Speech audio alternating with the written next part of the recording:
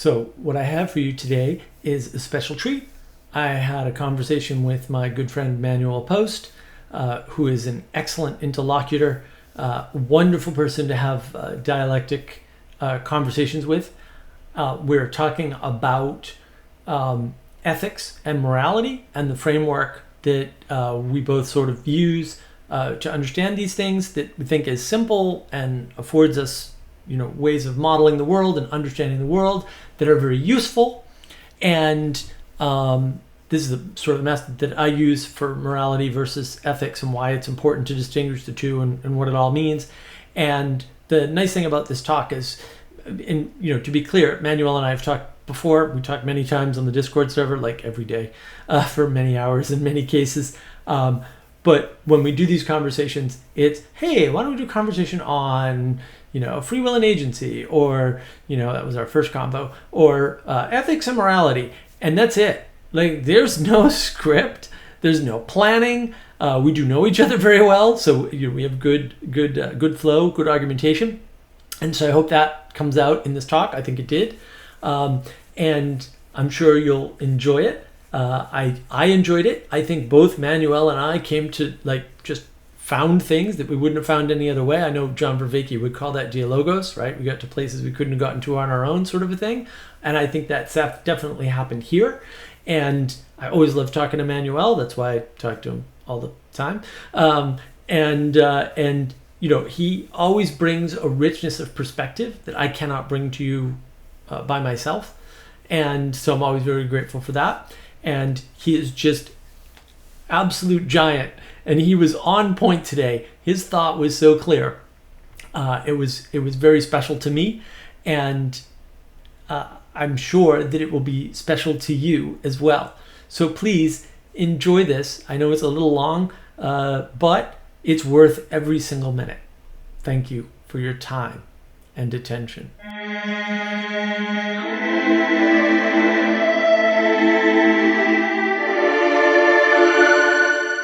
All right, we're recording. We're live. Very exciting. And we're going to talk today about ethics versus morality, or at least the framework we've been using. And I'm here with Manuel Post, my excellent interlocutor who helps me with thinking through all these issues. And Manuel's agreed to do this. We've been sort of teasing at it a bit on the Discord server. And I think now's the time to get it out there. People keep telling me I do better in conversation, so here's some conversation. And the framework that we use, roughly speaking, is ethics is the ideals. So that would be like Platonic forms type stuff. Not that we're limiting it to that, but we're saying that's ideals. And then the morality is the implementation, and that's where all the messiness occurs. And the reason why we think this is important, and I went over this in the Religion That Is Not a Religion video that's on the playlist for the Awakening from the Meaning Crisis Discord YouTube channel. Worst name ever. And the reason why I think this is important is because you need to be able to forgive people when they transgress accidentally, right? So if we have the same idea in terms of what a good ethic is, what the good ideal is, but we make a mistake in implementation, we can forgive the other person instead of just writing them off as unethical. Whereas an unethical person, maybe we just shouldn't deal with them anymore. What do you think of that quick summary, Manuel? Well, yeah, that was definitely there, and I'm now like, oh yeah, like where do we take it first? And one of the things that's on my mind is there's a way to judge things in the result, and then there's a way to judge things in the action, right, or in the motivation in the action. And I think getting that distinction clear up front is important, because like in philosophy they have obviously systems that are trying to deal with results, because results is the thing that you can science, and motivational structures, right, like do you really know why you're doing a thing, right? And then, well, yeah, where do you ground it, right? Like what is correct motivation?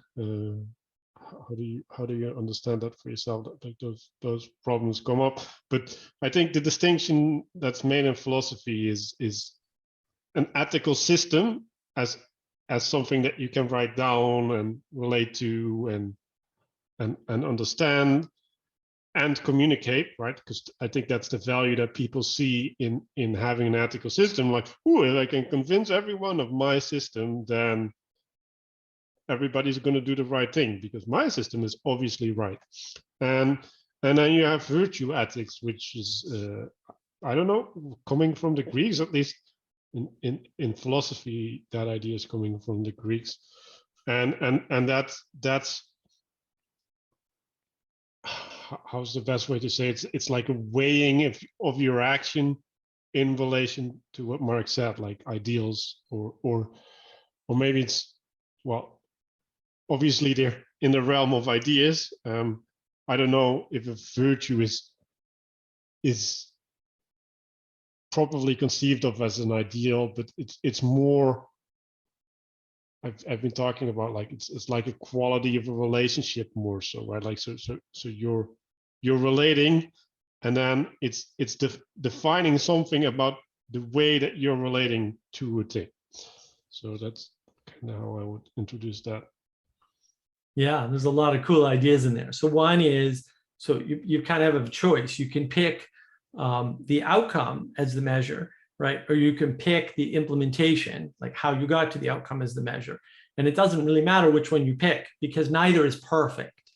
And, right. And so I'll tie that back to your system. Like, oh yeah, if you have an ethical system, you can convince people of it because you can convey it.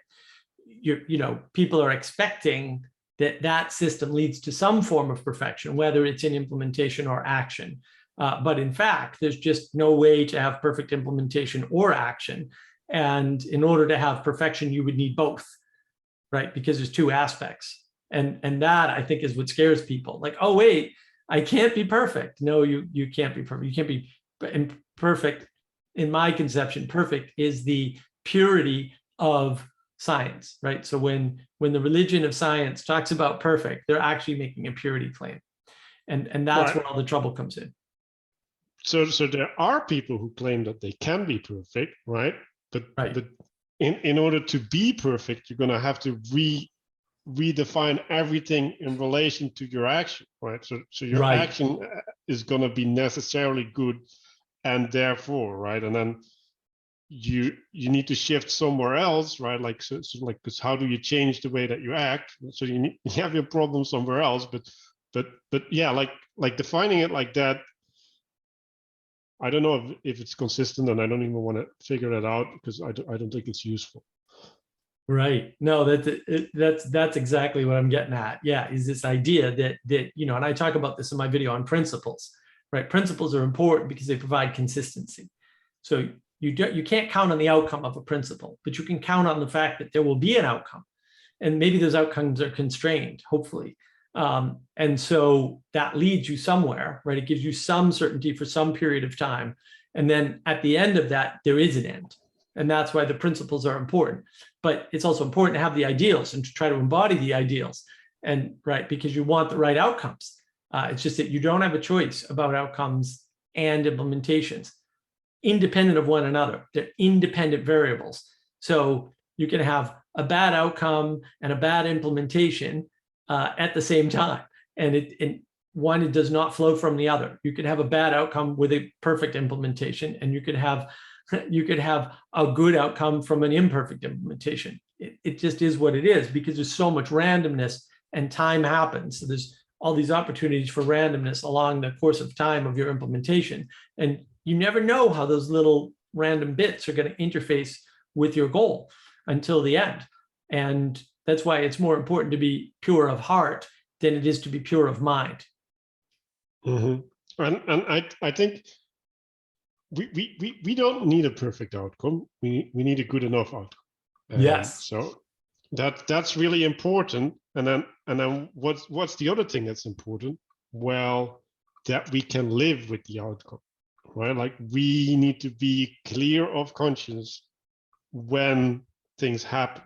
So I think that's the the two things that we value, and like if we get them confused, like maybe there's more, but I want to focus a little bit on the acceptance, right? So you can imagine that having a value, right, gives you a way to interpret the outcome, but it can also contextualize you, right? Like, okay, like I stood up for the thing that I believe in, and my standing up, I is more important to me than the result of what happens, right? And Right. like in some sense, I'm going to use really bad language.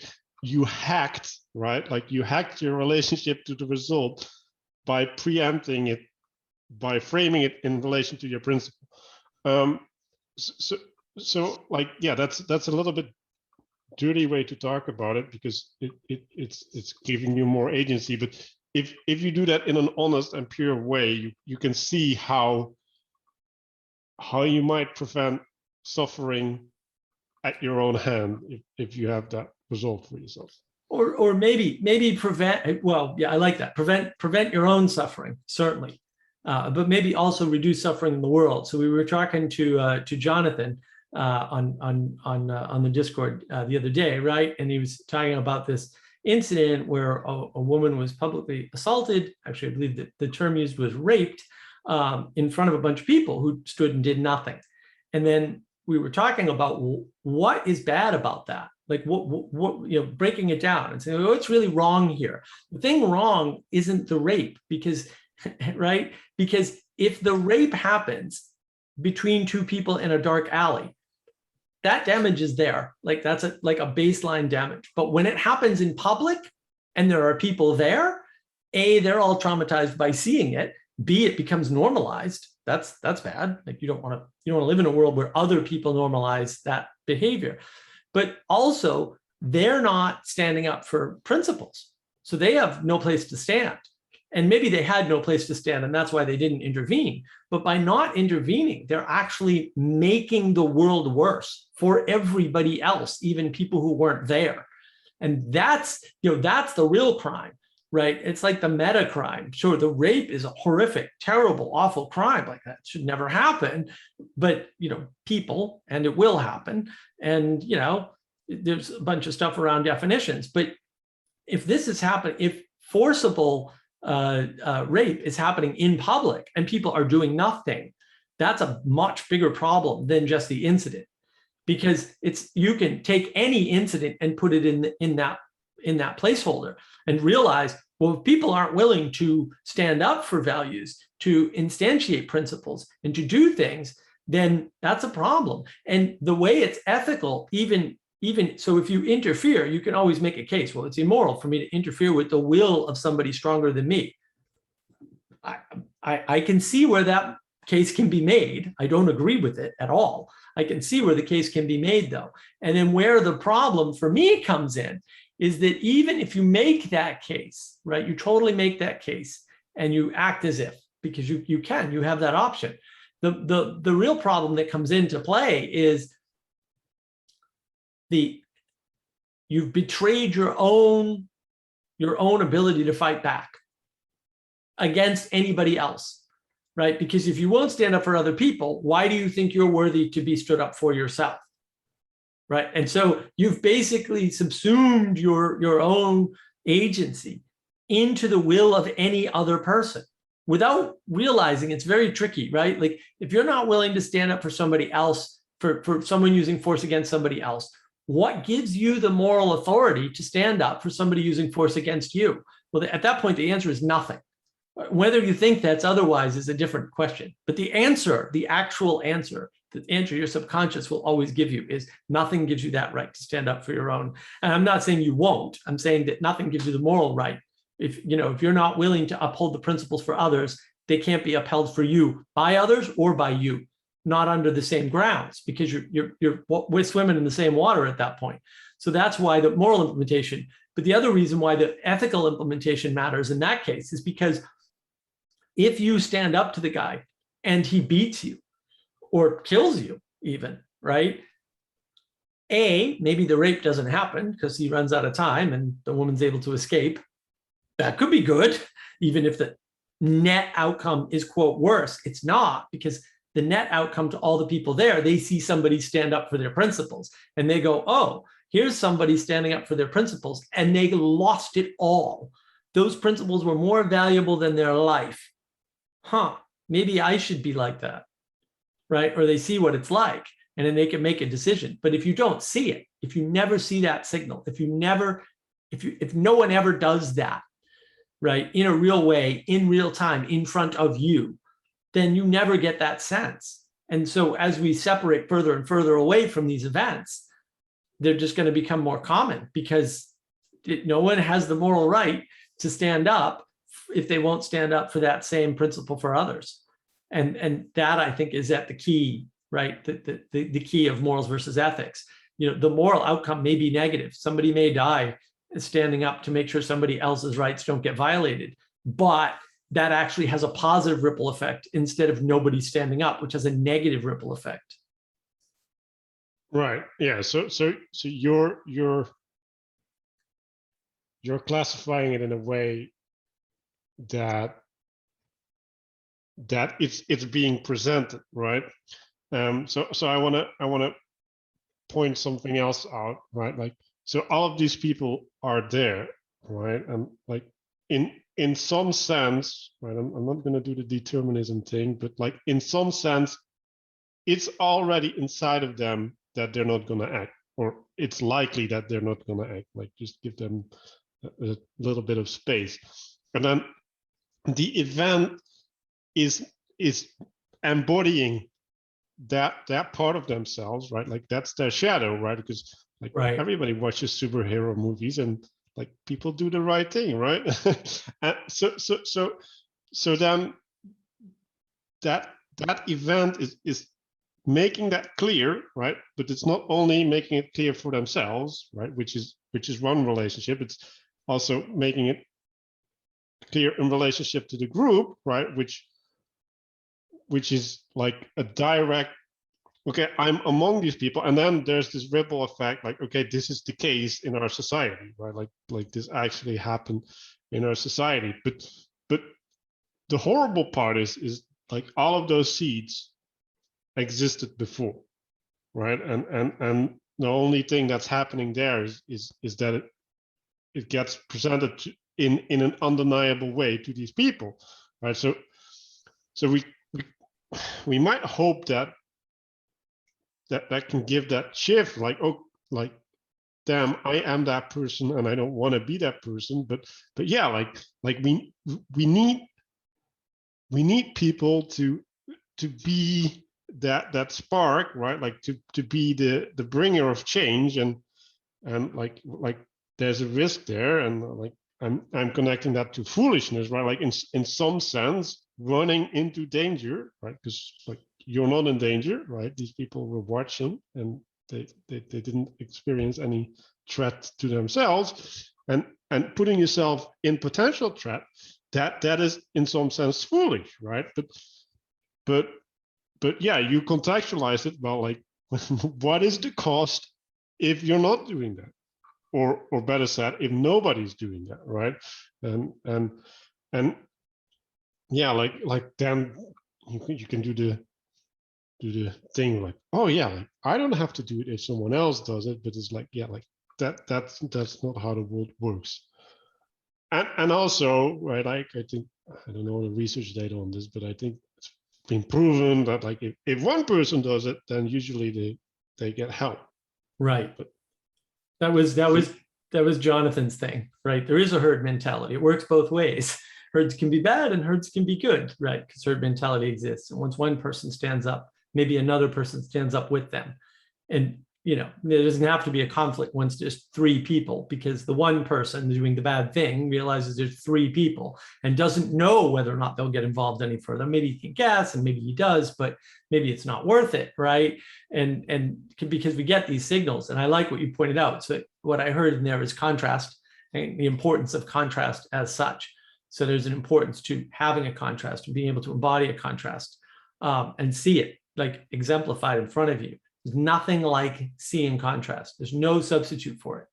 And the other one is this concept of this higher good, right? This good that's sort of above, like, yeah, I may die. That may happen. It's going to happen sometime, some of the time. But my death will serve as a form of martyrdom to the principle. And the principle will be upheld by those other people, or at least some of them. And that's better than none of them. And that's where it gets tricky. It's like, yeah, but what if it's 3 people that suddenly, do it the next time and none of them die? Then now you've prevented a rape and 3 more, right? Just by dying. And then who knows how far out that goes. And that's why having the ethic is important, because the ethic is up here. It's like, yeah, it's not about you, right? And that's very much the problem, I think, in the modern world with ethics, is you need to submit to your ethics. Otherwise, you won't act morally. You can't act morally in the world.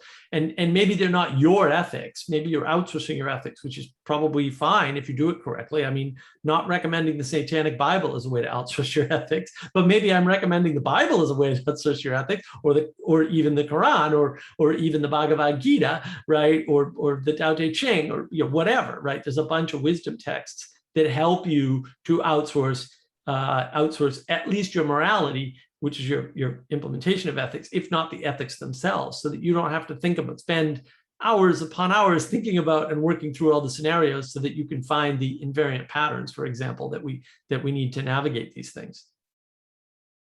Yeah, so I was thinking earlier about this scapegoat phenomena, right? Like, so the scapegoat was an actual goat, right? And there was this embodiment of the relationship in reality, right? And that goes into the contrast. Like, I think, and this is exposure versus experience, right? We get exposed to superheroes on TV, and then that's how it is, and then we don't realize how we are in reality, right? Like how we're falling short, because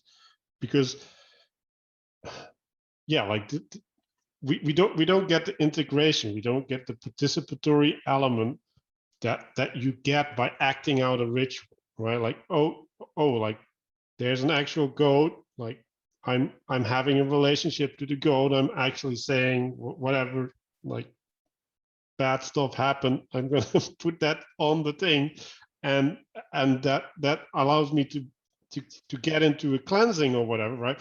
And so the acting it out is where it gets important. And now I want to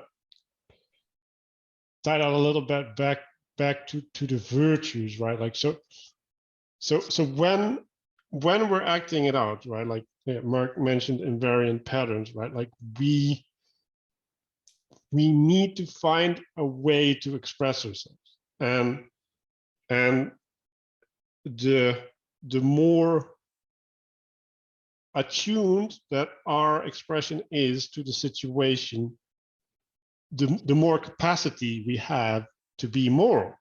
Now, so there's a relationship to the option space that we have in our agency and in our conceptualization, and then there's also our capacity to embody that option space in the moment, right? Because like you said, well, yeah, you can write it out or whatever, right? It's like, yeah, or you can think through all of these things, but yeah, like I thought through a bunch of things, right? Like, oh, when this happens, I should do this. And like, what happens when it happens? Well, I definitely don't do the thing that I should do. So there's this tension there, right? So it's not enough to know what we should do, or to be able to think of what we should do. We also should be able to do it, and yeah, like try and weave that together. Yeah, well, I think you're pointing out something very important, right? So there's a way in which we can imagine things in our imagination, right? Or using the imaginal capacity that we have. And this is going to go into the new model that we haven't published yet, but we're going to get there. We'll get there. We've got it ready, right? We've got all the drawings. There's a way in which there's the imaginal, right? And then and that's where you can be ethical. You can be perfectly ethical in your imagination because you have no constraints. You create the world that you want to create. The problem is, to your point, the implementation, the participation. So there's a way in which you can participate imaginally, and there's a way in which you can participate materially. And the difference between those, roughly speaking, is the is-ought gap, right? We're back to Hume's guillotine. Look it up on Wikipedia if you don't know about the is-ought gap or Hume's guillotine, either one, same stuff. Yeah, it's great. It's important to understand, and there's no way around that gap. Like, this is something like the way we see the world. So you can look through one eye and see the ideal world in your imagination, right? Where it's usually maybe not static, but fully controlled. Or you can look through the other eye where, you've no control, right? The world is just flowing around you effectively, and you're insignificant. But it is one way you're insignificant, and the other way you're all that matters. Like, you're the center of everything. And that all of these dichotomies are built into us to some extent, but it's the dichotomy, right? It's this, when you look through both lenses, that you see three dimensions. In other words, it's the combination of this imaginal participation and participation in the real world that creates the world, the three-dimensional world that enchants the world. That's what enchantment is. It's the recognition that there are two ways of looking at the world. And when you combine them correctly, and when they're in right relationship, bang, the world opens up and potential is there. And there's no material potential without action, right? Even though action constrains material potential. But in imagination, there's nothing but potential. But now you can't act. So you can't act in your imaginal. It doesn't have any effect on the world. Like, if I imagine a horse, there isn't a horse in front of me, right? If I imagine a horse going across the screen, it doesn't happen just because I imagine it. But that is the difference between ethics and morality too, right? There's that is-ought gap right there. The ethics is definitely the ought, and the morality is it's the implementation. Well, I'm gonna resist a little bit, right? Because something is happening, right? Like, if you're thinking of a horse, you're not thinking of something else, right? Right. And then you're also speaking it out loud. So all of these poor people need to listen to me talk about a horse as a consequence of you talking about a horse. Yes. Yeah. So it's not inconsequential, right? Like I think, right, when we look at the people on TV, right, like they're basically creating a shared imaginal space that they're trying as hard as they can to make real. So there is some power in the imaginal that can hold us in the air, right? Like floating without being grounded in reality. And I think ethics and morality should consider this, right? Like and see that as a bad thing, right? Like the only things that are of value are the things that are real, right? They're grounded in reality. And if we transgress, right, like if we start imagining things and acting as if they're real, then we bring chaos in the world, right? Because like maybe the reason that it's chaos is because other people don't have the capacity to cohere to the same thing, because there's no corresponding thing in reality. So, right. Or maybe it's twofold. Maybe you need the people to correspond and the emanation from above to correspond in order for it to last, which is how I'd couch it, right? And then I like what you're getting at. The imagination isn't inconsequential, right? But it doesn't instantiate without you signaling.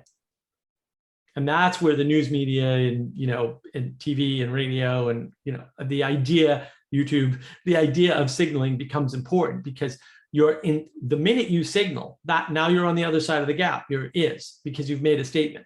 Like I talk about a horse running across the screen. And the minute I did that, I changed it from the imaginal and signaled it into the real world. Now, some people weren't listening, so they didn't hear it, but they heard it, right? Like part of you always hears all the signals and you're filtering.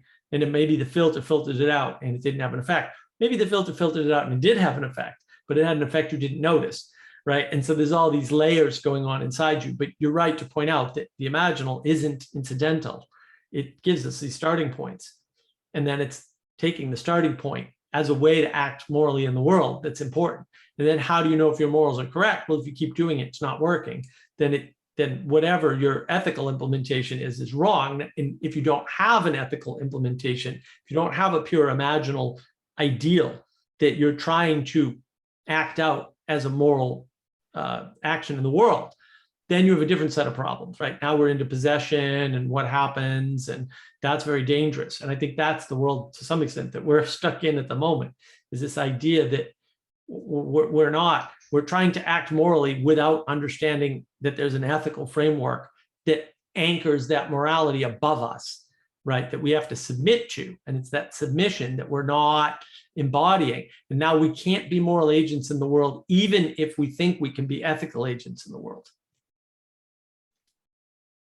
Right. So I'm trying to suss this thing out. So I think we want to have the ability to communicate what we have in our imagination, or in our imaginal. Imagination is the bad part of the imaginal, I guess.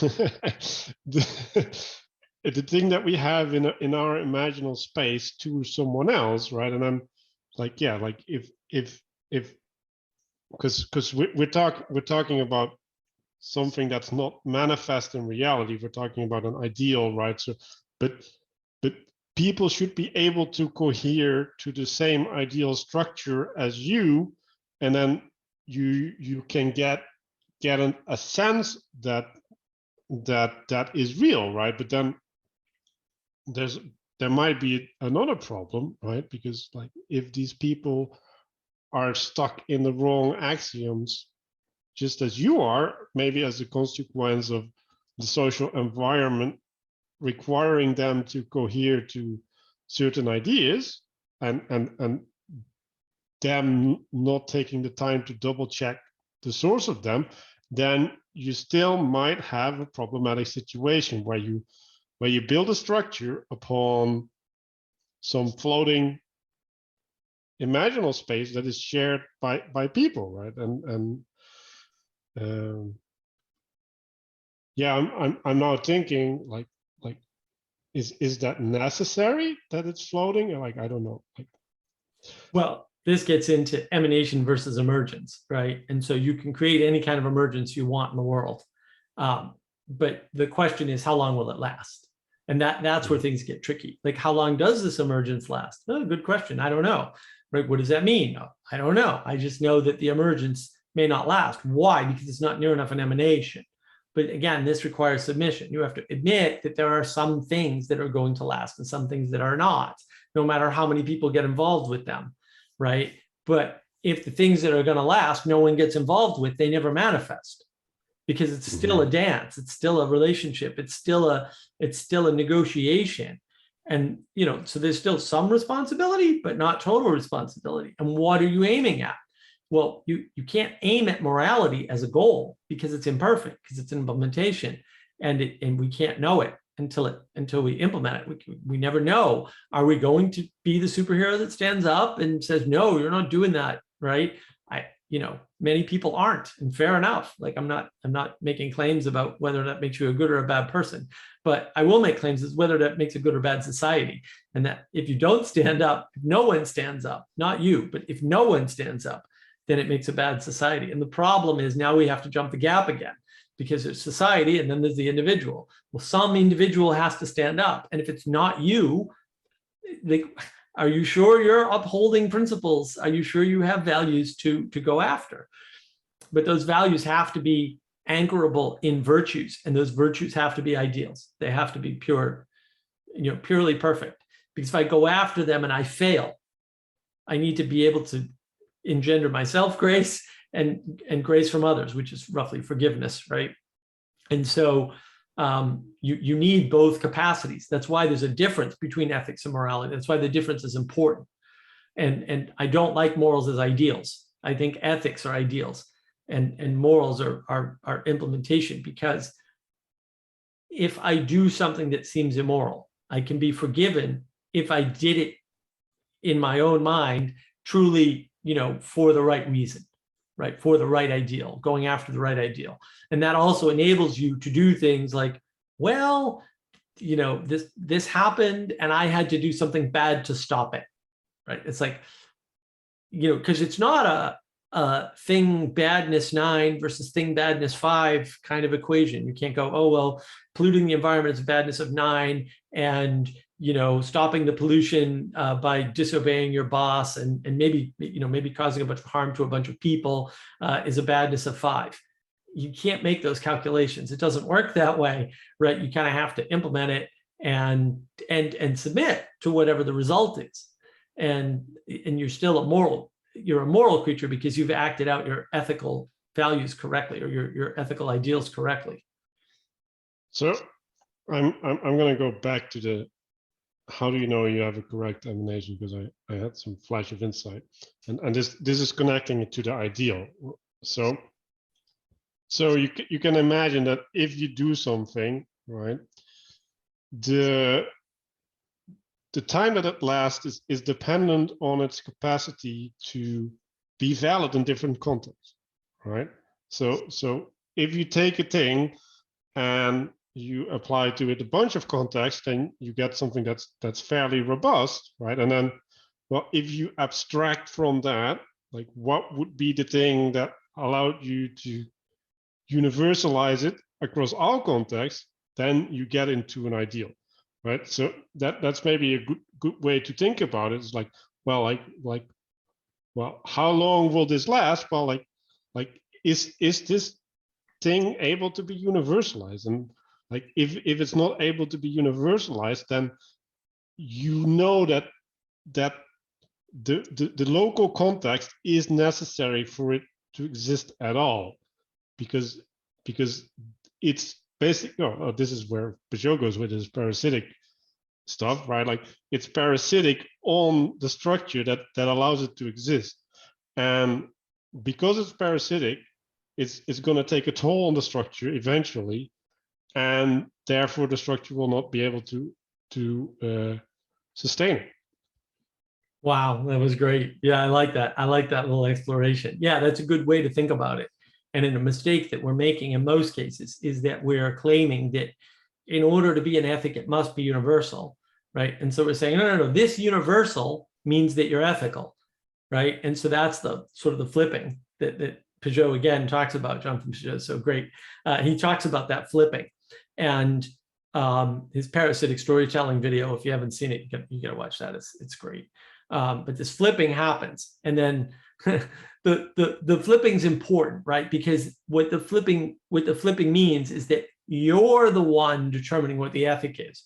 You're not testing it, like you said, across all the perspectives, right? You're not seeing if it's universal. You're stating that it's universal, right? So this is something like dogmatism, right? Where you're treating it dogmatically. Oh, this is a universal, right? And what's the universal? Oh, that climate is the most important thing, the highest value. That's a universal. And we're all humans, and we all live on the planet. We all submit to the climate to some extent. Fair enough. It could be a universal, right? But is applying that universally working? Because it doesn't work at the lower levels, right? Because the people that are harmed most by cleaner climate are poorer people. And so it doesn't scale down. It scales real well if you're at the top of the pyramid, and it scales terribly as you move down the pyramid and just hurt more and more and more people. And you kind of saw this when the United States switched to burning corn, which is food, by the way, in cars, rather than a chemical, which chemical harms the environment more than the corn does. Maybe not, but maybe. We starved 220 million people to do that.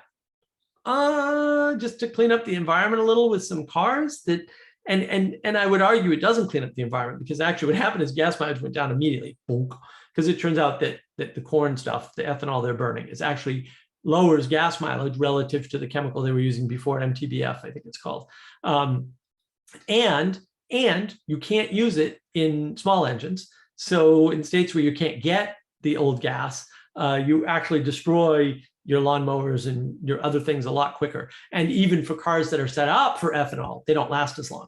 And so you've actually created more junk on the planet by basically planned obsolescence through using what I would call toxic or bad gas, which is what I think we're using in the US now with ethanol garbage.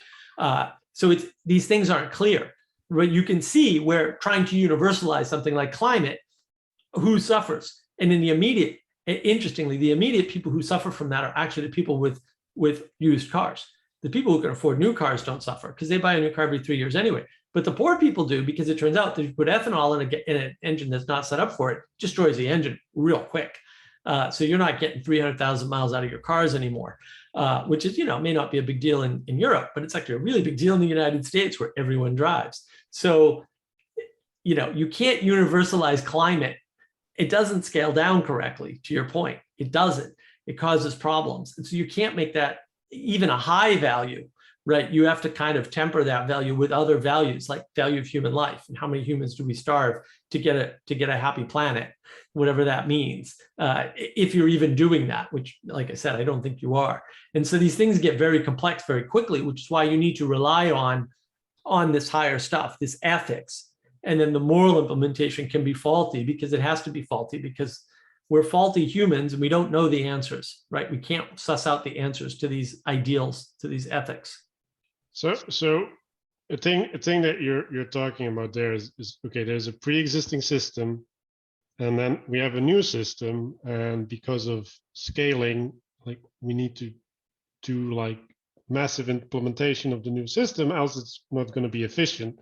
And then you have to overturn the old system, and there's going to be a cost associated to overturning the old system. And right, like Peterson talks about this, but what is the car? Is the car the construction of suburbs, right? Like how do you look at these things? Like what are the fourth, fifth order effects of the fact that you took an action in the here and now that changed our relationship to a whole bunch of stuff? So this all points at a virtue called humility, right? Like maybe we should recognize that we don't know most of the things that are going to happen because we just can't predict that. And yeah, right. So there's how could we look at virtues, right? Like you could see it as like dimensions of your relationship to a thing, right? So there's justice, which means that there needs to be you need to be at a place on a line in your action, and like you gotta be at the right place. You can't be at the wrong place. And then there's the humility, right, which is in relation to your agency, and you can start thinking of, okay, like there's all of these things going on, and whenever I do a thing in the world, like I can't do that calculation, so I need to have an intuitive sense of like, oh, like there's all of these things that are going on, and like maybe some of those are not important right now, but like this one is definitely the case, so I'm just gonna need to pay extra attention to that part. Yeah, I like the way you frame that, and it sort of points out this: when you don't have ethics or an ethical way of navigation, you run into the problem of not being able to understand universalism correctly, right? Understand all of the different levels at which these things operate. You do one little thing like change the gasoline in all the cars pretty quickly because to your point, you have to. You don't really have a choice. There's all these effects, immediate effects, but then there's all these knock-on effects over time. Like, oh, well, used cars are going to be more expensive and less available because cars aren't going to last as long. And, all these other things, like gas mileage is going to go down, not up. And that's not good. And then all of these problems crop up because we're not humble. We think we have a solution. Oh, the solution is cleaner gas and we're going to save some fish. Maybe, but maybe you'll kill more fish with crappier gas because there's more fumes in the air. I don't know. But yeah, there's no place to submit to have that humility. There's no space to say, oh, I'm an ethical agent in the world, and therefore I'm going to make mistakes because I'm an agent in the world and my moral implementation is imperfect. And so I need a space, where I'm doing my best and that's good enough, right? Because perfection isn't available to us as much as people like me would like to believe otherwise. Perfection's not attainable. And we need that framework, that ethical framework. Say, oh, I'm an ethical person even when I fail.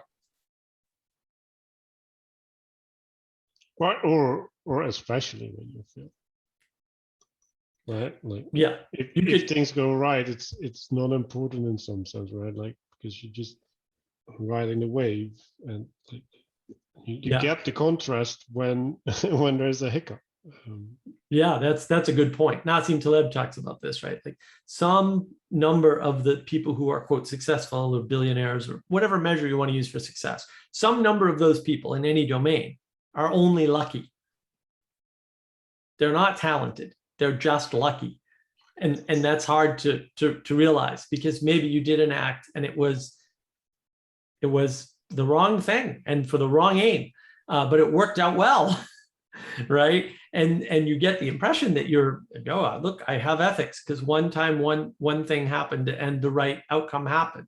But maybe that was just a coincidence, and we don't take that condition seriously when we're interfacing with the world.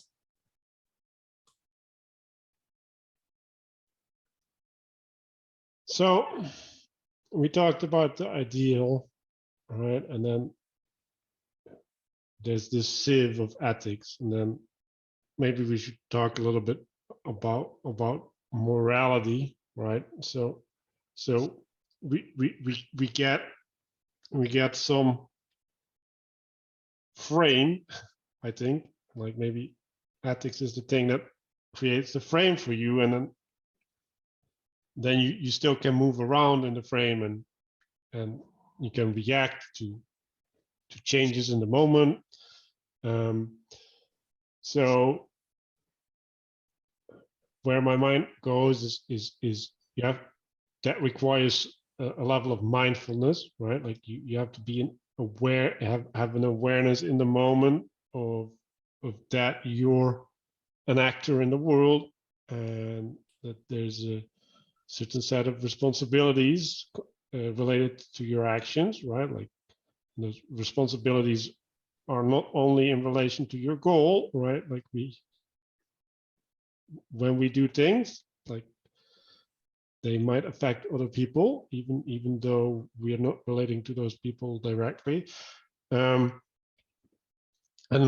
maybe the first rule is take responsibility for what you do, right? Like even if you haven't intended to do that, like it's irrelevant.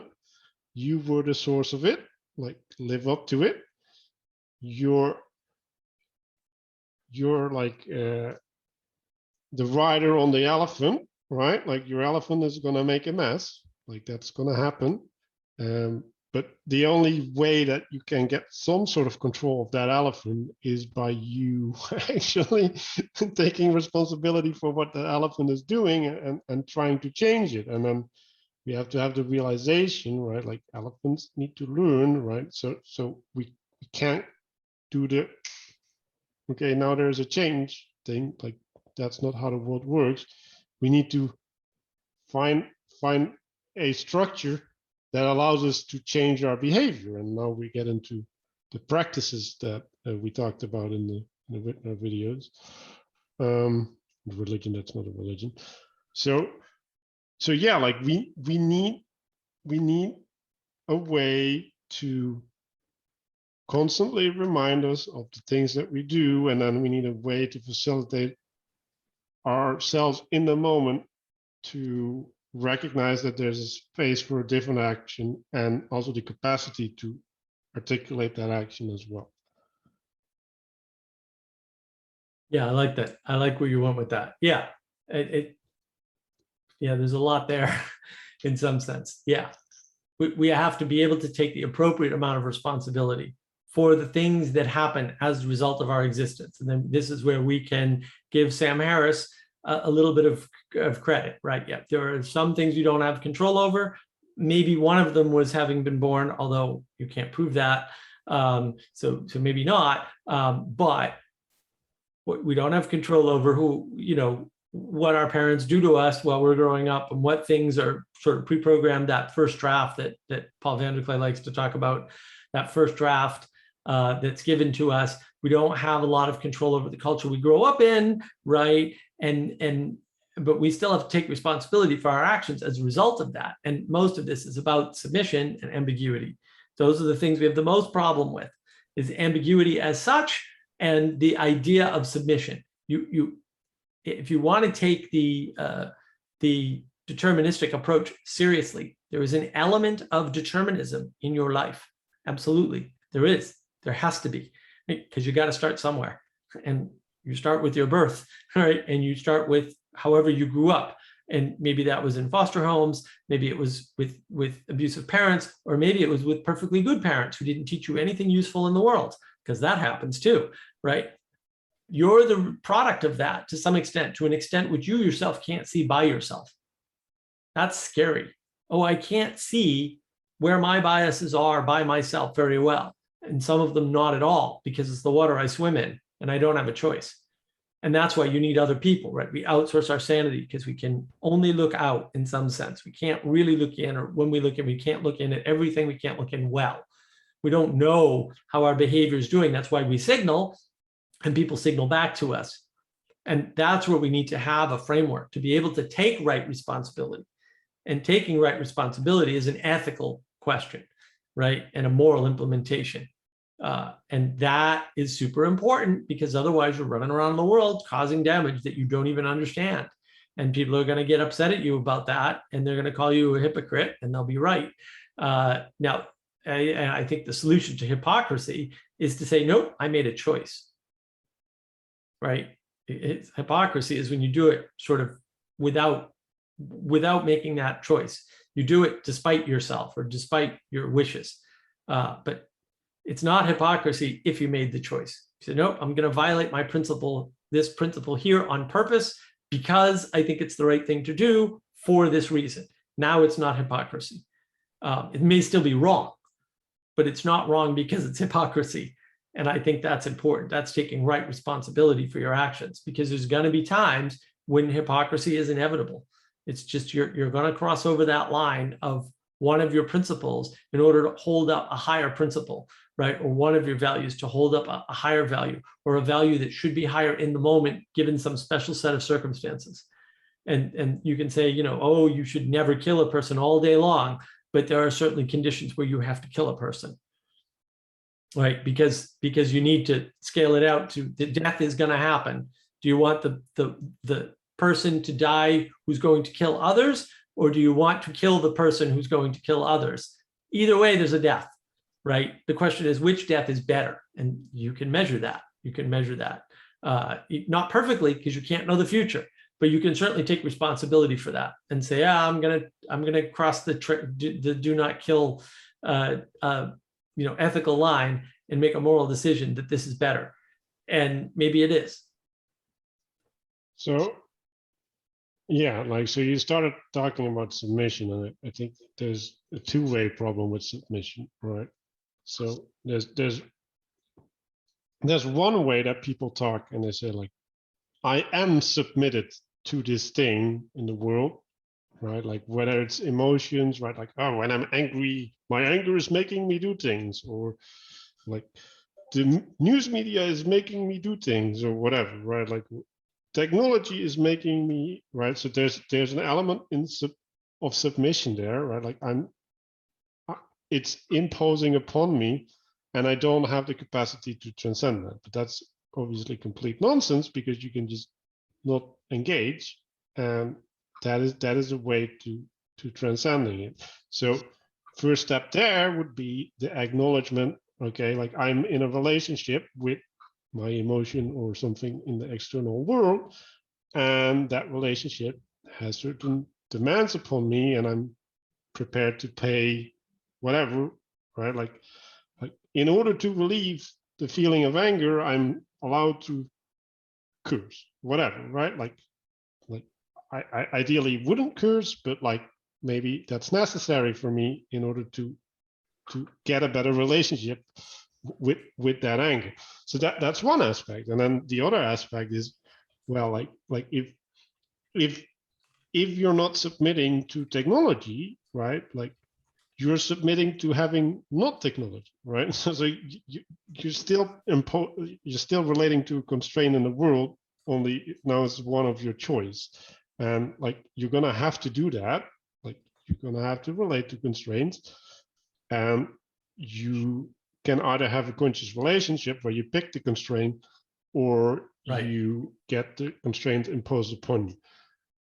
So that is really important. And I think I lost the other aspect. No, I like where you went there. There's this dual aspect to submission, because you do pick what you submit to, and you do act as if you're submitted.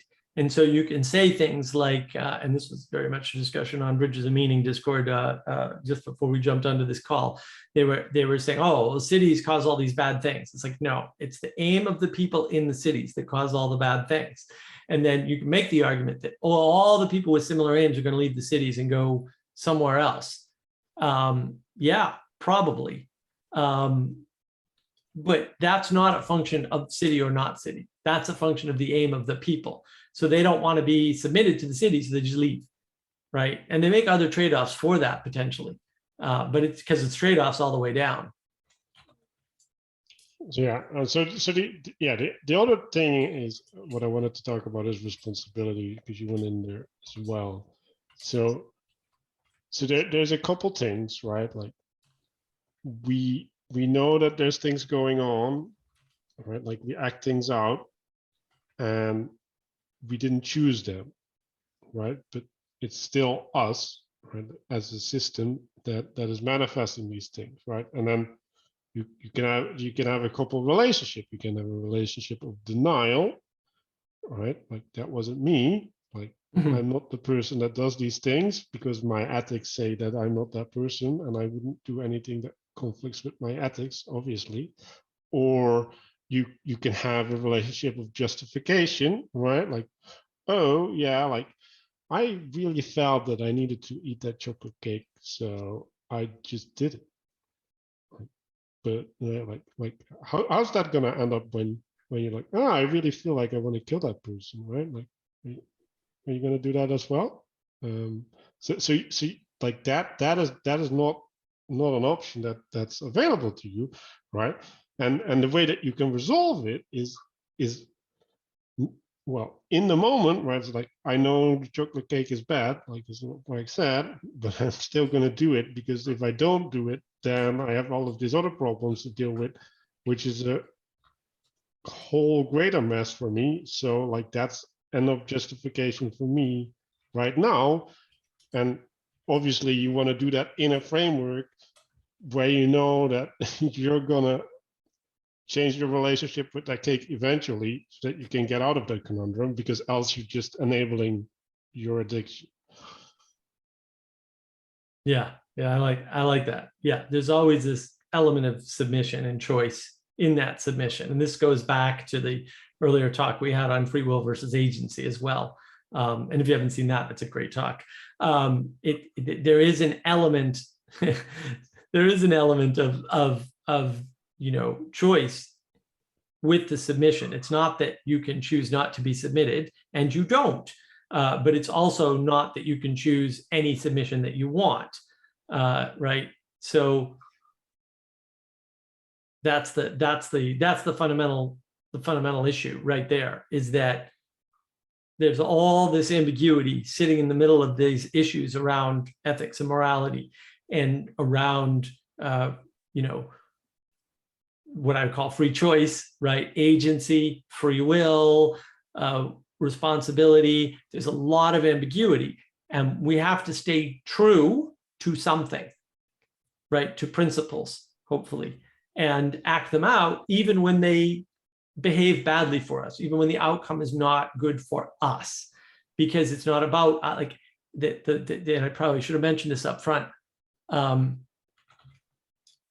The fundamental problem with ethics and talking about ethics and other people have rejected this thesis.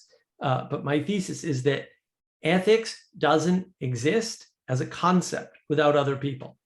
And so ethics has at once very little to do with you and everything to do with you at the same time. Because if you were the only thing on the planet, ethics isn't an issue.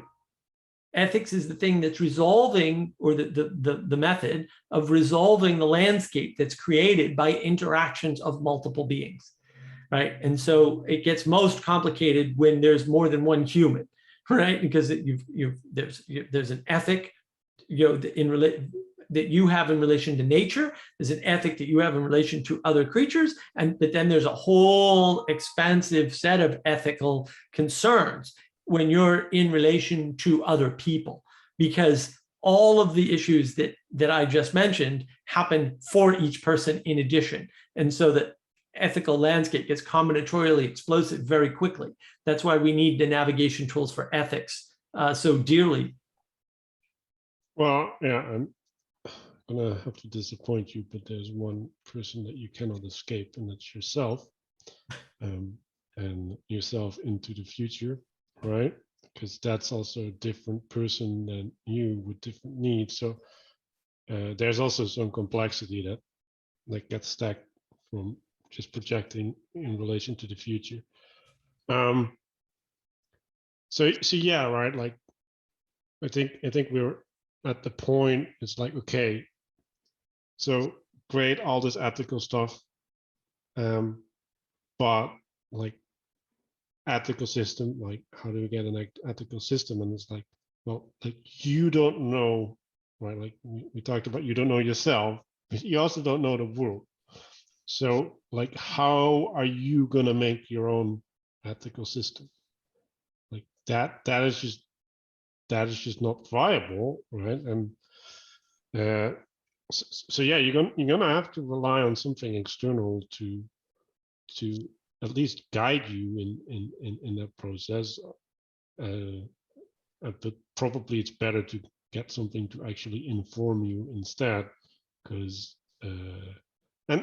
and you have to remember, right? Like when you get informed, like, you don't lose agency. You're there all the way. You can make adjustments in the moment and all that stuff, right? So making a commitment to a system is in some sense binding, but it's not removing you from the equation. Oh, I like that. Yeah, I like that idea that, yeah, you can't escape yourself. And that's why ethics is all about you, because you can't escape yourself. And you can't escape the fact, again, to give Sam Harris his due, as much as I dislike doing that, you can't escape the fact that you're on this planet with nature and other people and animals. Like, you can't escape any of that. And you can't escape the fact of your future self, to your excellent point. Yeah, you can't escape any of that. And so what does that mean? Well, that means that you're kind of stuck, right? You're kind of stuck dealing with ethics. And if you don't, I mean, it'll happen, right? Because you are bumping up against other people just by breathing and polluting the water by drinking it. Once you drink water, you've polluted it. It comes back out again eventually, all right? It's just not clean anymore. And so all these things, right? It just goes on and on and on. Like, you have an impact on the world, whether you like it or not. And the world has an impact on you, to your point about informing. But you don't have to stay stuck. And yeah, when you get informed by something, a religious belief, an ideology, or whatever it is, or just information that's coming into you, it changes you, and it constrains you, or it can constrain you. But you also have the capacity to transcend it. And that's why transcendence is important, right? It's an important theme for John Vervaeke, and it's an important theme for a lot of the people talking about drug use. It's an important theme for people in general, Trauma. right? Yeah. And they're right about that, but then you get into the question of transformation. Well, if you're going to transform without having an ethic that you understand, or that you believe in, or that even if it's outsourced, it doesn't have to be your own, right? Stop with the individualism; it's a little too much. If you have an ethic that you can help to embody or grasp onto or whatever, then transformation is much safer. right? Because you can have a direction for your transformation. You can have a measure, a contrasting for your transformation to figure out if it's good or bad. And I really like John's framework when he talks about, Fromm, he steals from Fromm with the having mode versus being mode. But when you're talking about transcendence, I think now you're talking about the becoming mode. That's a different mode. And different things are happening because you have to break free of the constraints of your being mode, because being mode is a constraint. And when you do that, you have to have some way to do that, right? You have to have some way to do that, and some way to know that when you're done, it's correct, or it's better at least.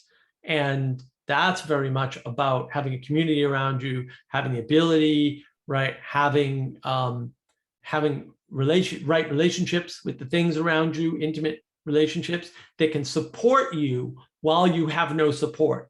Because while you're breaking through, while you're stopping your old being mode and recreating it, you're not standing anywhere, right? You're trying to stand on the rubble that you've just created by tearing down the systems that were constraining you, so that you have a different set of affordances and different constraints. The number of constraints probably stays the same, and the type and level of constraint probably stay the same, but you're trading them off. You're trading off different ones. And yeah, maybe the number and type don't stay the same, but maybe they do. Like they could. It wouldn't matter. So affordance is what matters. Yeah, well, like yes. So there's a set of affordances that's really important, right? So that those affordances are in relation to your agency and the potential manifestation that you can have. And if you increase the set of affordances, that increases your capacity to relate to the world. But I think part of the transcendence is also the ability to see, right? So you can imagine, right, like, oh, you have this complex world and you're relating to 5 variables, and now you add the 6th variable, and then you have to deal with this new variable, but that variable is also in relationship to all the other variables, right? So there's this whole thing coming through, and like, well, like this is maybe manageable, but like if you're at 30 variables and you're at the 31st, like then we're like yeah, I can't hold that in my mind, like that's too big. And you can imagine, right, like that especially if you don't have right relationship to this new variable, that might be a burden upon you, right? Like, yeah. Like when you see a thing in the world and you're like, oh my God, like I have to do something with it, or like it's bothering me. Like I see people do a bunch of things all the time, and like that actually bothers me. Like, why are you doing this? Like, so to see these things is in some sense liberating, because it allows you to transcend it for yourself. But in another sense, it's an imposition, because now that's part of your reality and you're going to have to deal with that. Right. Yeah, I like what you're pointing out here. There's we're back at combinatorial explosion, right? John's combinatorial explosion is right there.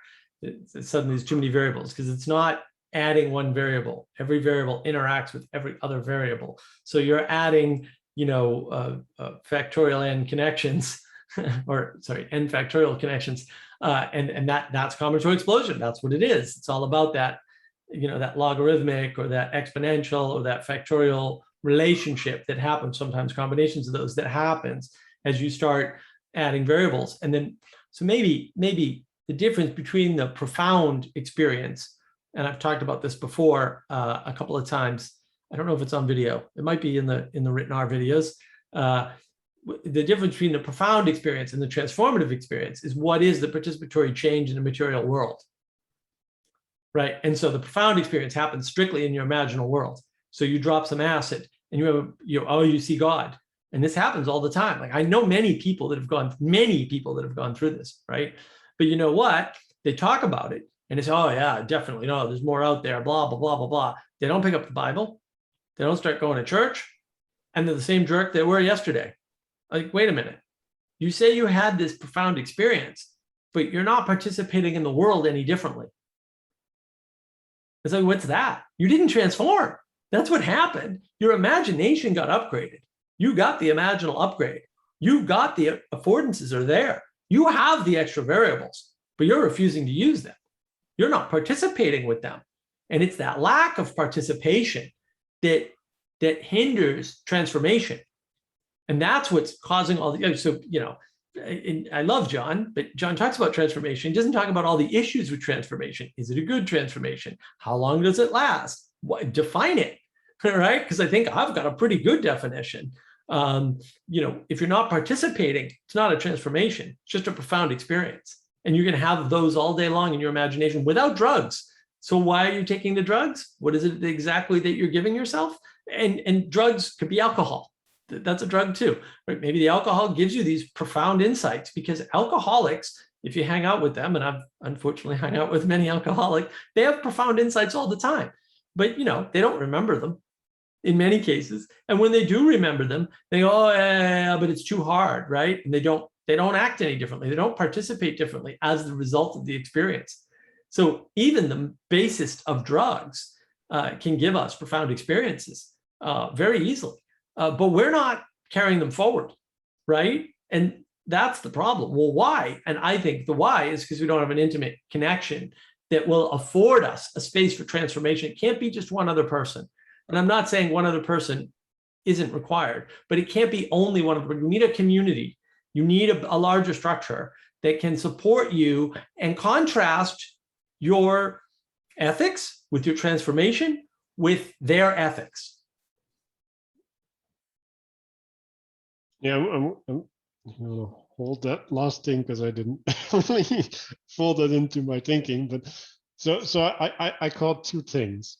So one is that there's a change happening, and what happens is you get an imaginal structure that's not connected to reality, right? So we talked about this before, right? Like okay, so like God is in everything, right? Okay, whatever, right? Like I've seen God in everything or whatever. Like let's just say that happened, and then okay, like what does that mean, right? Like I can make the category I've seen God in everything, and I can make another category. I'm an individual who has seen God in everything, and I can go and role play that individual in the world, right? Like that's all possible.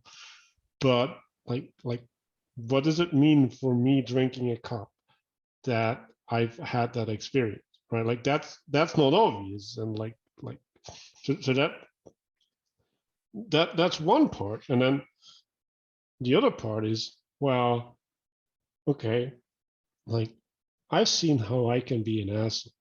Like sometimes, like I have this capacity to be a complete asshole, and I shouldn't be that asshole. But yeah, now I need to change, and Yeah, that sounds like a whole lot of work.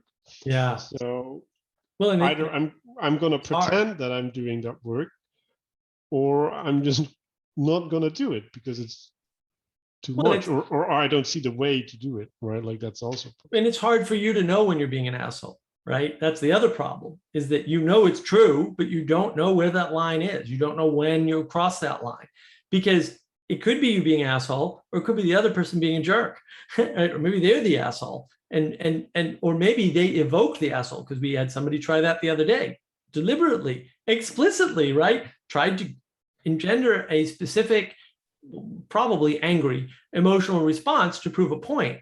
And now it doesn't work on me for lots of reasons other than just my extreme level of disagreeability. But it was amazing to me. Like, so you actually wanted to invoke anger. And like, first of all, let me be clear. Nobody wants to see me actually angry. Almost no one's ever seen me actually angry. You don't want to see me angry. It's like the Hulk. You wouldn't like me when I'm angry, right? I create wreckage. I create real psychological wreckage in people very easily when I'm actually angry, which is why I try to never be angry anymore. Like, this is bad. The people around me will just be wrecked on the shores. It's not good. So, I mean, he wouldn't have succeeded in making me angry by what he was doing, but he was trying to, which is very interesting, right? So it's like, well, who, and all of his accusations, right? Where you guys are doing this and you guys are doing that. And we were like, I don't think so. Maybe, but I don't think so. Like, can you give me an example? And the examples weren't forthcoming, right? The examples were not forthcoming because I think he was projecting. He was the one who was being a jerk and, you know, being a real asshole. And we weren't for once, maybe for the first time ever, who knows? But because, yeah, we're all capable. And we don't want to take that responsibility. We don't want to be culpable for our actions, right? Because it's hard. And if we're not in a community, if we don't have that level of intimacy that allows us, you know, to be forgiven, to have the grace extended to us, and we haven't learned to extend grace to ourselves, then maybe we run into problems. And those problems are, roughly speaking, an inability to embody the ethics which we claim. And the problem with that is that if you do that, you're corrupting yourself, right? This is Peterson's do not lie, right? Or always tell the truth, or at least do not lie. It's like, yeah, it's very important. And it's that one piece of advice is transformative, right? Manuel, we know people like Sally Joe adopted that, whole life changed. And then a miracle. And I mean a miracle, like, I don't know, man, like house of your dreams, right? Like, that's pretty weird. And it's miraculous. And why? Because the affordance in the world open up to you as a result of your honest approach to the world and to the people in it. Right. So that we can go about lying. There's a couple of ways that you can lie, right? Like, so we talked about a bunch of them earlier, where you're not taking correct responsibility for your actions. But I also do think that you can lie in half-assedness, and like there's a couple of ways of being half-assed. Like there's the actually being half-assed, but there's also like paying attention to half the side of the problem, right? Like for example, it doesn't matter if I lie to myself because I'm me and I relate to me, but it matters if I lie to people, right? And then you're just half-assing this principle where no. Like the reason that you don't lie is not because lying is bad, although lying is bad. No, it's the corruption, right? Like when you start lying, you start disconnecting from what's real, what's actually there, and you're creating this buffered zone where there's this ambiguity, and like that just builds up, and at a certain point you're just unsure of where you are anymore, right? Like how do you know whether the thing that you did was really good motivated when when you lost connection to the reason that you're doing things because you're lying to yourself? Oh yeah, I like that. And this goes back, I think, to intimacy, right? If you don't have intimate connections intimate connections or deep connections that you can trust, if you don't have those with other people, then you have no way of orienting in your honesty. So you can't be an honest actor in some sense. I mean, maybe not entirely, but there's a risk that you won't be able to be honest with yourself and about yourself, right? Because you have no relationship to rest upon, to test your ethics with. You have no relationships, deep relationships that can handle you making a huge mistake, right? And still being able to extend your grace, either because you've built it up from actions you've embodied in the past, or for other reasons. And I think that's very much to the point. Like that's where things get real. And I want to flip that one as well, right? Like if you don't have an intimate relationship, you don't have something to lose, right? And then there's this, well, like, what am I doing it for element, right? Like there's no, yeah, that's probably the grounding, right? Like there's a thing like, oh yeah, like there's real consequences to my actions, and like if you have this loose transactional relationship thing, then you can just replace the thing that you had with the other thing, because, well, there isn't any difference, right? Like the functional difference, like literally doesn't exist because you haven't created it.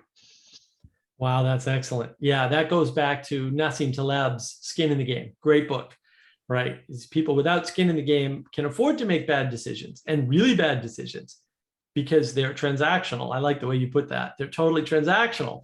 And so they can just literally divorce themselves from the results of their actions. And that makes them dangerous, not because they're malicious, right? But because they have nothing to lose and they're not going to be affected by the result of their decision. And, as Taleb goes into this in that book, in Skin in the Game, where he talks about, well, look, at the end of the day, the Romans used to make the engineers sleep under the bridge with their families. And then if the bridge falls down, right. And so they have an incentive. They have a real incentive. And maybe that's an extreme incentive, but maybe not. Maybe that's a reasonable incentive. Yeah, and decimation, we talked about it the other day, right? Like, well, if 1 in 10 is going to be held responsible, like you're going to keep the other 9 in line, and they're going to keep you in line because like their lives depend on it, literally. Yeah. That element of risk. It's not everybody. It doesn't have to be everybody. And that's what we should learn from decimation, from the process of decimation. If you're not familiar with it, you should look it up. It's very interesting. But that's what we should learn from it, is it doesn't have to be everyone, guys. Things can work without being universal. Things can work really well when they're not universal. And that's a really good lesson. Like you don't have to go all the way. You don't have to be perfect. There is a level of ambiguity past which things still happen, right? And without needing to go any further. And that's great. That too much ambiguity, you're on the wrong side of that line, and that line moves.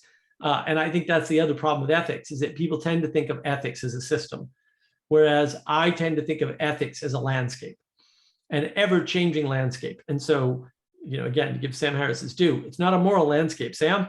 It's an ethical landscape. Morality is not a landscape. Morality is the result of the navigation of the ethical landscape. That's a much better way to think about it. It's a little bit more dangerous because where are you getting your ideals from? Fair enough. That's a problem. But I don't think it's a big problem. We have solutions to that. They're roughly speaking religion, or what we would call religion. That the ancients didn't have this conception. That was just life, and it was going to happen. You didn't have to label the things that were going to happen because they were givens. And that's the important part, is that if ethics is an ever-changing landscape, then you need to adjust your values based on your virtues and make all the trade-offs from the present to the future, right? And with other people, and with nature, and with animals, right? And with your own internal relationship to you, right? Because there's the ego and the self minimally, right? There's an unconscious component, there's a shadow component there. All of those things have to be taken into account. And so I would say there's no perfect answer to that, which is why it's a landscape and why it changes, because with time, you change, right? So the answer of, whether or not I take a particular risk to help somebody changes when you have a family to take care of, as opposed to when you're an individual by yourself with no other attachments or few other attachments. Mm-hmm. It's the nature of those attachments that changes you. Right. So I was thinking about like this decimation thing again. It's like why didn't they pick 1 in 100, right? Because I don't think that would have worked. Like I don't think that's close enough to you to have that impact, right? And not someone like, right? Yeah, I don't think your social circle is. You're running up against enough. Dunbar's number, right? Right. Exactly. And so you can look at in your life as well. It's like, okay, so I have a bunch of rituals, right? Like, and the purpose of these rituals is to make these things real to you, right? Like to make it close, right? So you can imagine that you have a relationship to a ritual which is 1 in 100 instead of 1 in 10, and then it's not fulfilling the right role. And like I'm connecting this to gratitude, right? Like having right appreciation for the things, right? Like placing them, right? Like we're going to justice, I guess, right? Placing them in right relationship to other things in our lives, and yeah, like that's a thing that we need to put work in. Like that's not automatic. Like Viveki talks about the salience landscape, right? Like things have a place in our salience landscape when we look at the world, and the things that we take for granted, they get discounted in our salience landscape because they're stable, right? Like they're relatively invariant patterns that we can choose to ignore because ignoring them doesn't affect us in the moment, right? And then because entropy, like we need to revivify these things for ourselves so that we can maintain a relationship with them as opposed to let them wither in the noise of society. Oh yeah, I like that. I like that. And then yeah, the real problem is there's still this constant tension between the present and the future, right? Because some of the things we do in the present, like look, you can make the decision to drink your life away. People do that, alcoholics, right? Or shoot up the opiates or snort the cocaine or whatever, right? But you're sacrificing the present for or the future and the present actually, right? For the experience. And like sometimes that's appropriate, but if it's too strong an experience or it's too painful or you get a hangover or and people don't realize, like a lot of drunks don't realize all drunks are blackout drunks. And the blackout part, they don't know. Like the number of drunks that have said, I didn't know I told you that, to me is amazing. It's just amazing. It's like, and the thing is they say that and it doesn't dawn on them that means that you're doing and saying things when you're drunk that you have no conscious recollection of. Don't you think that's bad? And they can't make the leap, right? And it's the same with drugs. People do things on drugs that they wouldn't do otherwise, and that's why they take them, including alcohol. But those are violations of your ethics in some sense. You're just violating your own ethical framework with an excuse, and that excuse is that external thing. And I'm not saying you should never do that. I'm just saying that, are you sure you understand that that's what you're doing when you're taking the drugs or drinking the beer or whatever it is, right? Because maybe that's not actually what's going on, right? What's actually going on is you're possessed by your own desires in the moment to the detriment of your future. And like, look, I mean, that's your personal decision. I'm not going to make a call on that. I'm just pointing out that, maybe you want to pay attention to that, because otherwise, and I've made this argument many times in many places, you can't be an ethical actor. Like if you're under the influence of an addiction, you can't act ethically. I don't mean ever, right? But ultimately you can't act ethically. Like people who drink lie about their drinking. Like the number of drunks I know who have told me, oh, well, I'm a social drinker. I only drink with other people. And within an hour or so of talking to them, tell me about the last time they drank alone is amazing. It's amazing. It stuns me every time it happens because I'm just like, how is it possible I live in this world? They all do it, as near as I can tell, all the ones I've met. They all say they only drink socially. None of them only drink socially. They drink alone for a couple of reasons, right? One is isolation to get rid of their trauma. Basically, they're trying to process trauma. It's a very bad tactic. It doesn't work, by the way.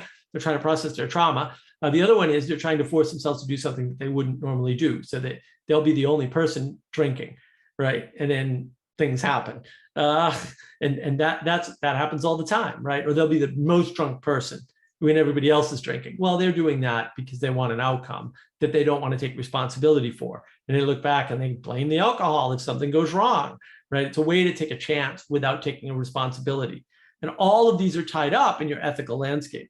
So I would argue that people who are addicts, who are under the influence of these things, whether they think they're addicted or not, it's not really relevant. If you're under the influence of it, it's taking you over, it's possessing you.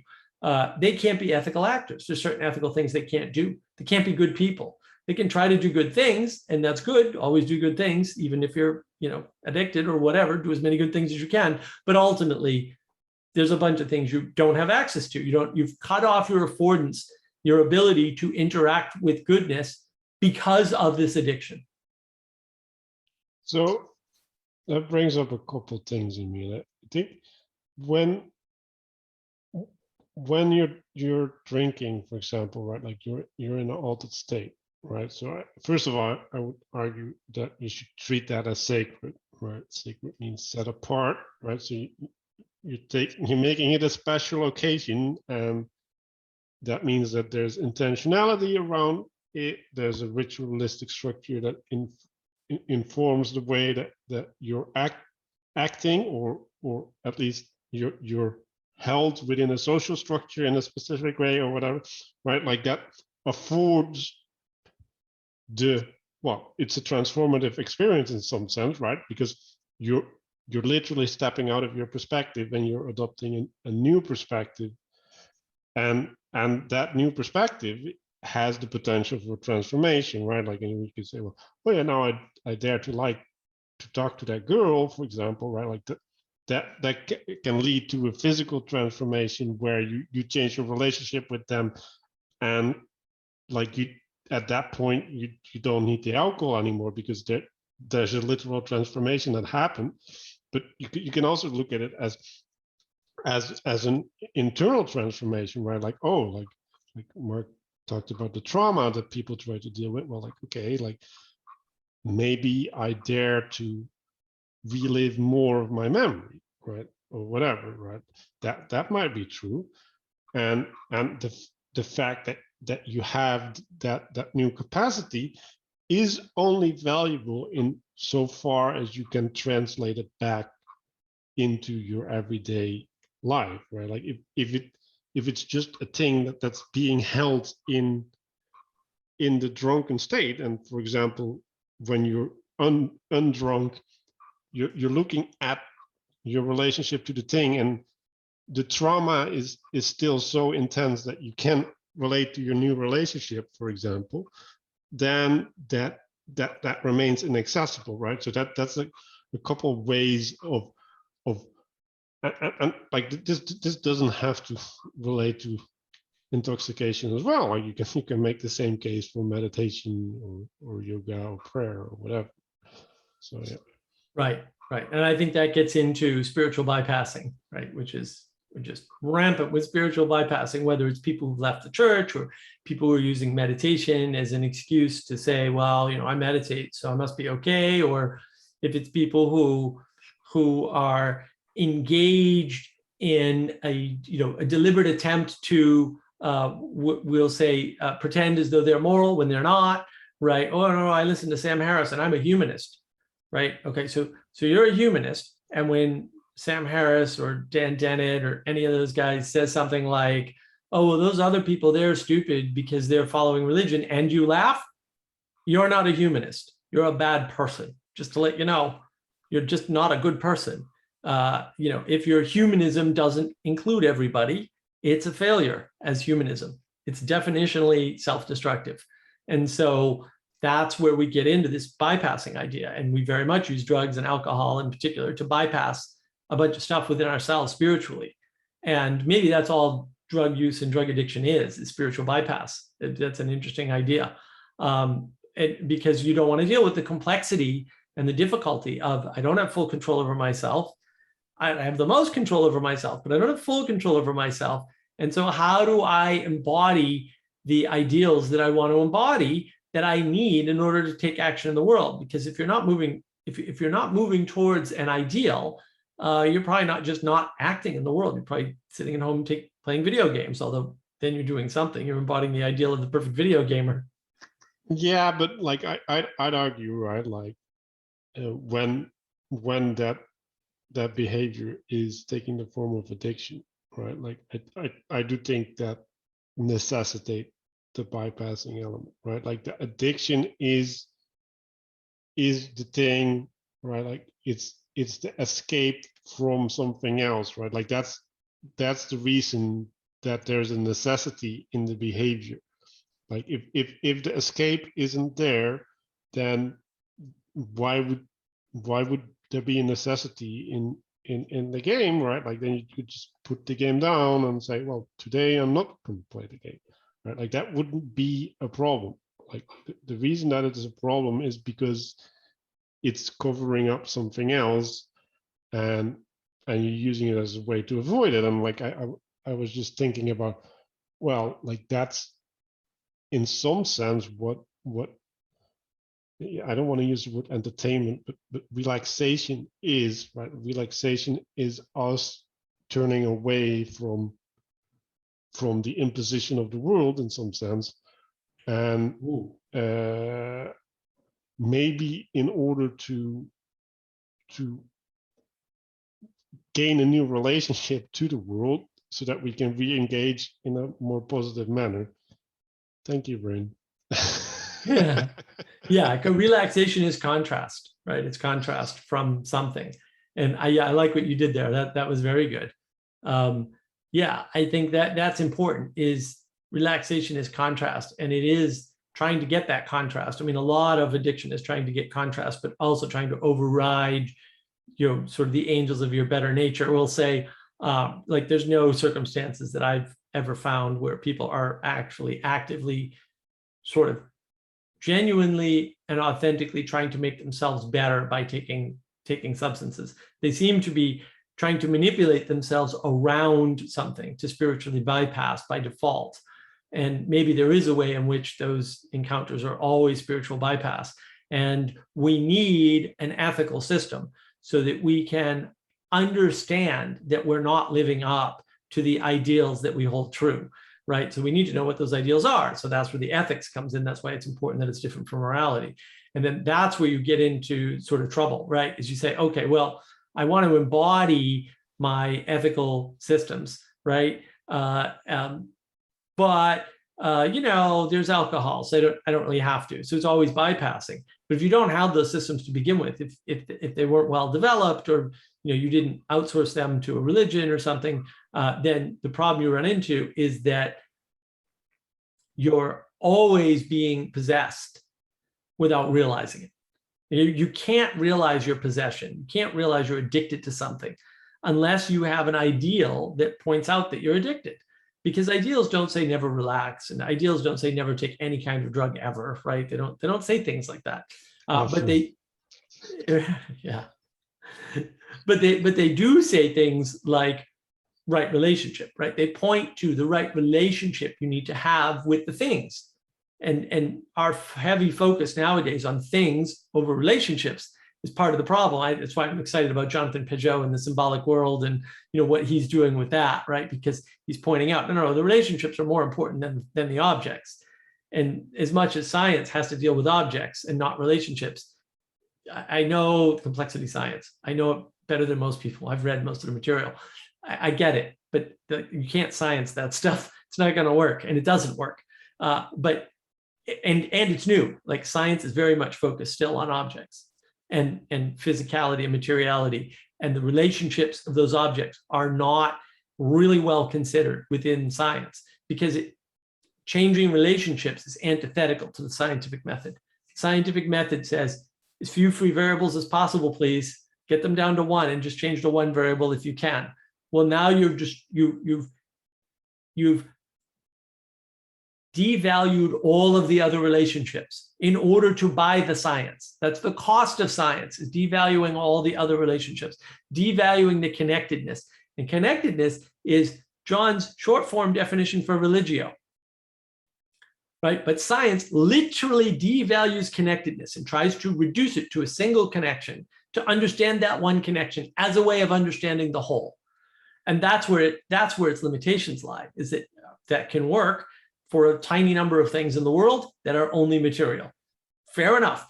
But that means that science can't have anything outside of that. It can't have most of the material world, because everything is connected.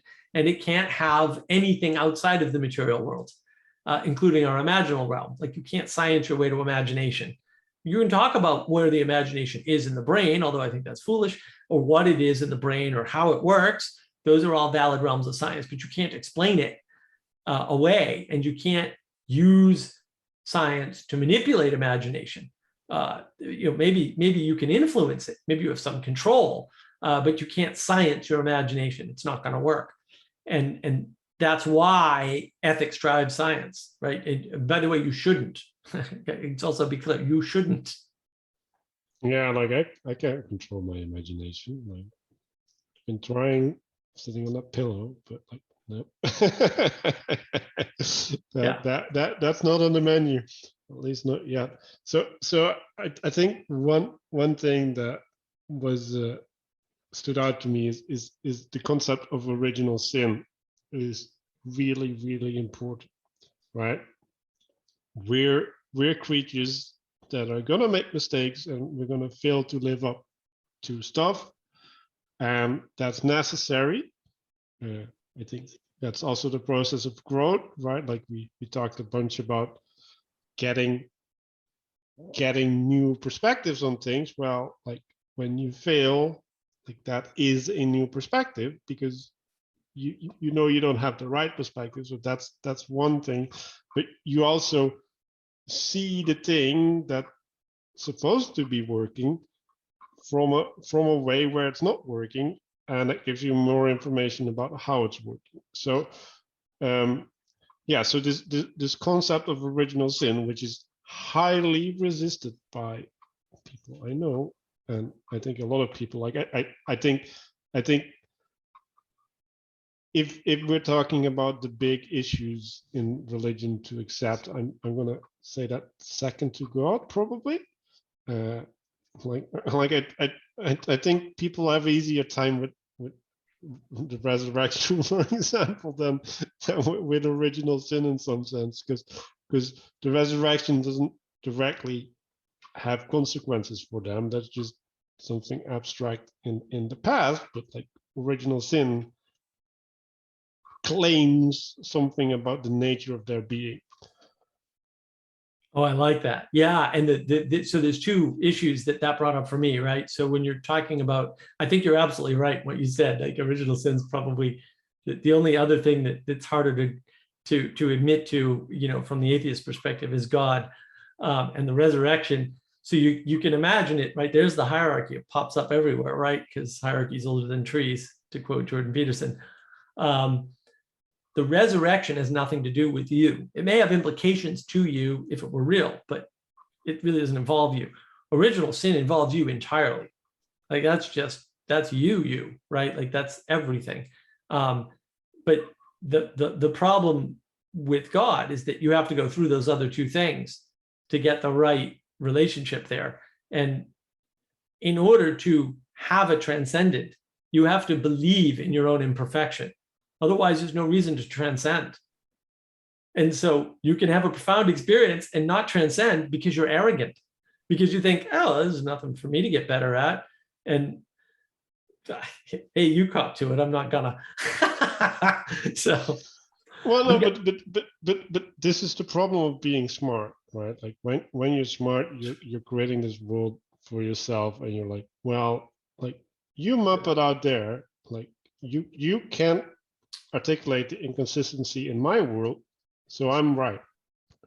And and the problem with that is like maybe you are right? Like maybe you had the wrong starting point, right? And like who's gonna notice it, and then also have the capacity to tell you why you do have the wrong starting point? Like I can do that now, but like I would have liked to figure that out like 14 years ago. That would be great. right. And that goes back to outsourcing sanity and community and intimacy, having those connections. But also the other thing I was going to say about original sin is, right, aside from the transcend issue, what the move that people seem to be making is, well, there are no ideals. I'm not after ideals, and therefore it's okay, right? But then I can't sin because I'm not comparing myself to anything, right? And it's the reason why original sin's a problem is because of judgment. I have to judge myself negatively to recognize, to acknowledge original sin. And the reason why God's problematic is because now you have what for some people is an embodied way of understanding the judge as such. And that's the same problem with the resurrection. It's like, well, if this guy can rise from the dead, why can't I? Even though I know I probably can't. It's like, uh-oh, right? So there's more judgment there. But it is detached, but the judgment of God is not detached, right? That's very directed at you in some sense, not just you, but it is very directed at you. And that's why people have so much trouble with it. And so the Christians are out there fighting the battle of the resurrection, not realizing first, you're fighting from the perspective of God exists and original sin, and therefore we need the resurrection. Fair enough, that's true. But the other people aren't in that line, right? They're coming at it this way, and so you're not talking to them. You don't have a way to talk to them in some sense. They're too far away from you. They're not with your core assumptions. And when you make your core assumptions as though they're axiomatic and obvious, which I agree they are, that's a different problem. They can't hear that. They can't listen to that. They can't engage with that because they've constructed something that relies on that not being true. Because the minute you don't have a judge, the minute you're not going towards an ideal, now original sin vanishes instantly. It's gone. It's no longer a problem. You don't have to worry about it. You just wipe it. But the problem is you can't take action in the world without having an ideal. So that means you have one. And if you don't know what it is, it has possessed you. Well, they kind of fixed that one as well, because there's a middle position there, and that's the secret sacred self, right? So there isn't an ideal, like there's your ideal, and it's conforming to you because it's a product of you and your relationship with the world. So that I just realized that's like a fix for that, right? Like where there's this maintaining a personal autonomy in self-expression, even though we're like, where's that secret sacred self coming from? Like did I just make that statue while I was sleeping, and then I woke up and I like, oh yeah, that, like, yeah, like, anyway, the sleeping me is not me. I'm not right. I'm not taking responsibility. Right. Well, and also, it doesn't solve the problem, right? It makes the problem worse, right? So what happens is you've got this ideal inside yourself called the secret sacred self, and then you try to embody it. And then, Paul went over that in his critique video of Grimm's critique video of his talk. I love that. So confusing. Yeah, it's all Inception. We're in Inception land in YouTube now with Vanderklay. Vanderklay has entered Inception, but Inception. Well, that too. but it's interesting because what it points to, and then Grimm, of course, embodies this perfectly. In my opinion, I love Grimm. He's great. You should watch all of Grimm's videos. He's got a wonderful YouTube channel. It's great. He has this secret sacred self. We all do, right? To Paul's point.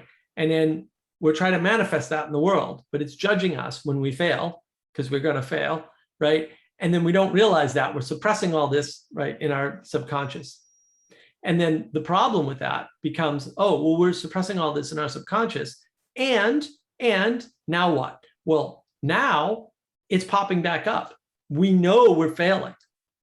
So what's causing us to fail? Well, obviously, it's capitalism, or it's cities, or it's the political system, or it's this other person.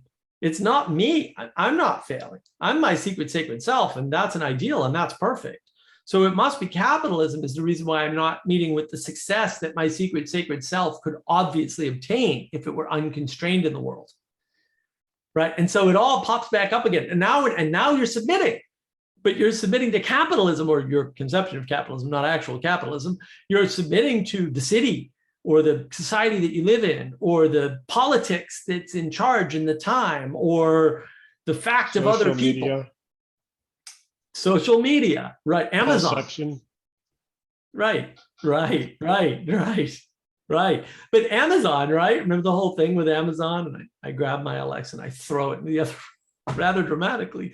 So I'm not dramatic.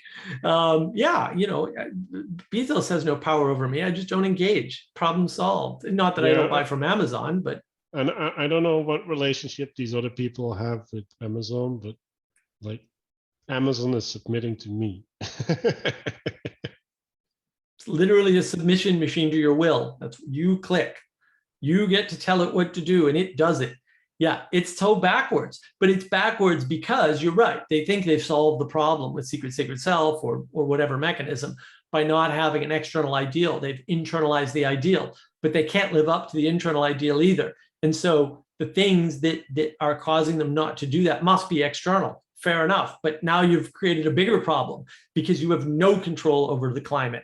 You have no control over capitalism. You have no control over the business you work for. You have no control over the jobs available. You have no control over Amazon. You have no control over these things. So once they're controlling you, you're screwed. Mark.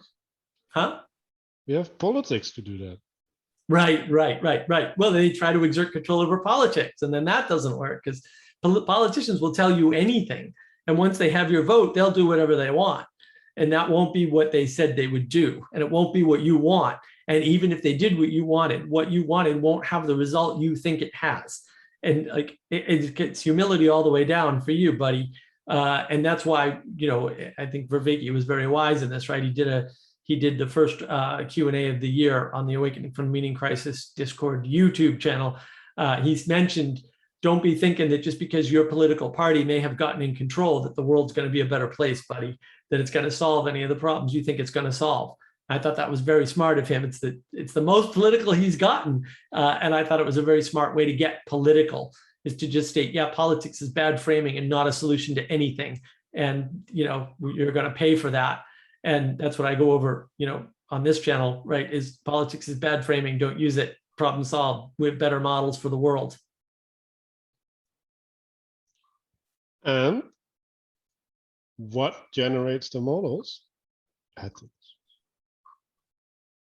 Yeah, I like that. That's probably a good note for us to end on. And so, yeah, ultimately, that's why you need the ethics, right?